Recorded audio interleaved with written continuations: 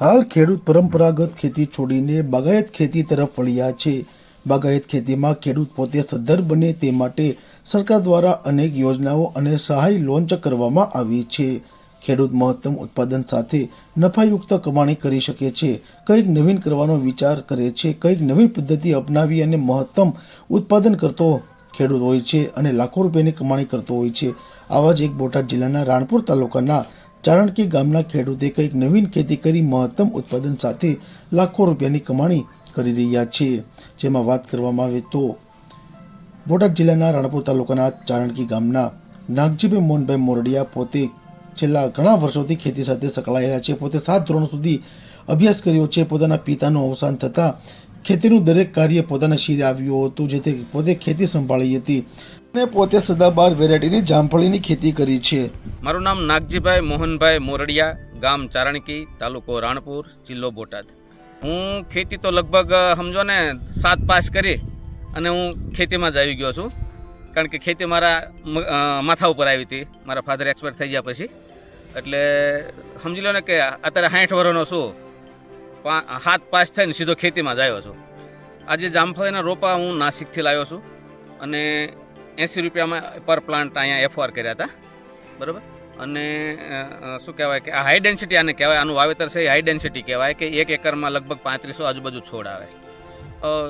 ઘણા વિસ્તારમાં રખડ્યા પછી એક ફાર્મ મને એવું જોવા મળ્યું હતું, જ્યાં અમે રોપા લાવ્યા એને અમે મળ્યા, એટલે એ કે તમે આવું વાવેતર કરો નાસિકથી, બરાબર। એટલે એ વાવેતર કર્યા પછી મેં જોયું એક ફાર્મ, એ ફાર્મ જોયા પછી મને આવો વિચાર આવ્યો કે ભાઈ આવું જામફળ આપણે કરાય એમ। અને સદાબહાર નામની વેરાયટી છે। આની વિશેષતા શું કે આ 5મા મહિનામાં અમે જે પ્લાન્ટ રોપ્યા છે 5મા મહિનામાં રોપ્યા છે અને લગભગ 5 વખત અમે એમાંથી ફ્લાવરિંગ તોડી નાખ્યું છે છોડનો વેજીટેટિવ ગ્રોથ કરવા માટે, બરાબર। અને અમારું માનવું એવું છે કે એક પ્લાન્ટ ઉપર 8 થી 10 કિલો પહેલા જ વર્ષે લેવાનું અમારું પ્લાનિંગ છે। વેરાયટીની વિશેષતા જે છે કે નાના છોડ ઉપર એને ફ્લાવરિંગ ચાલુ થઈ જાય છે અને સારું પ્રોડક્શન આપે છે। આનું વાવેતર અમે 5મા મહિનામાં કરેલું છે, 5/2024। અને બાકી તો હું ઓર્ગેનિક ખેતી કરું છું, એટલે મેં કાંઈ આમાં રાસાયણિક કે કોઈ ખાતર કે પેસ્ટિસાઇડ દવા વાપરેલી નથી।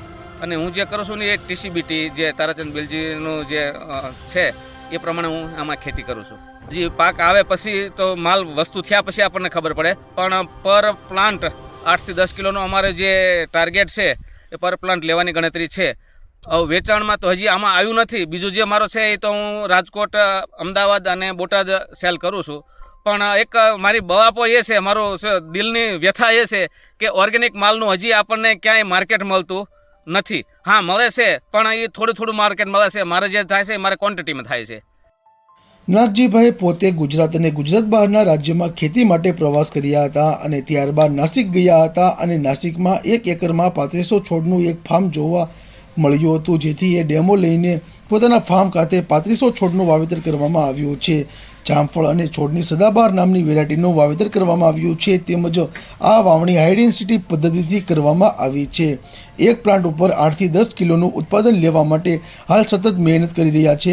ફ્લાવરિંગ 3 વખત તોડી નાખ્યા હતા, જેથી કરીને તેનો ગ્રોથ સારો મળે અને ફળ સારું આવે તે હેતુથી તમામ પ્રકારની માવજતો નાગજીભાઈ દ્વારા કરવામાં આવી રહી છે। જેમાં એક પ્લાન્ટે 8 થી 10 કિલોનું ઉત્પાદન મળશે, એટલે કે 1 એકરમાંથી 35,000 કિલોનું ઉત્પાદન મળશે અને 80 થી 100 રૂપિયાના ભાવ વેચતા હોય છે, જેથી સારો એવો ઉત્પાદન મળશે। આ વેરાયટીની મુખ્ય વિશેષતા એ છે કે 1 ફૂટનો છોડ હોય ત્યારથી જ આ વેરાયટીમાં ફ્રૂટ આવવાનું શરૂ થાય છે અને જેમ વૃદ્ધિ અને વિકાસ થાય છે તેમ વધારે ફ્રૂટ આવવા લાગે છે। 5મા મહિનામાં આ વાવેતર કરવામાં આવ્યું હતું, 3 વખત ફ્લાવરિંગ આવ્યા હતા, તે તોડી નાખ્યા હતા, જેથી કરીને છોડનો વિકાસ થાય, વૃદ્ધિ થાય અને ફળ સારા અને મોટા તેમજ લસીલા આવે તે હેતુથી આ કામગીરી કરવામાં આવી હતી। નાગજીભાઈ મોરડિયા પોતે નાસિકથી આના છોડ લાવ્યા હતા। 1 એકરમાં જામફળીનું વાવેતર કરવામાં આવ્યું હતું, જે સદાબહાર તરીકે ઓળખાય છે।